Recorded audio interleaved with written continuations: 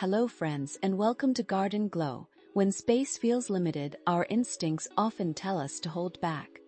But nature has a different language. It speaks in layers, in heights, in the quiet ambition of a vine reaching for the light. Vertical gardening is not just about saving space, it is about expanding your perspective. It invites you to look up, to see the potential in every empty wall, every unused corner. Creating a vertical sanctuary is an act of gentle defiance against the cramped. It is about choosing plants that climb, that cascade, that fill the air with life rather than occupying the ground.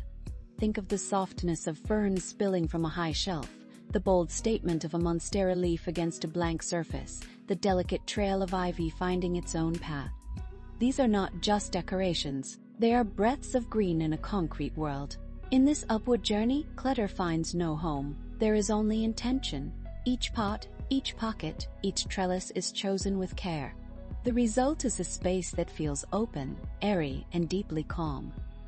The eye travels upward, following the lines of growth, and the mind follows, leaving the weight of the day behind. So take a moment to look up. Notice how the light catches the highest leaf. Feel the sense of possibility that rises with the greenery. Your vertical garden is more than a display. It is a reminder that even in small spaces, there is always room to grow, to reach, and to find peace in the heights.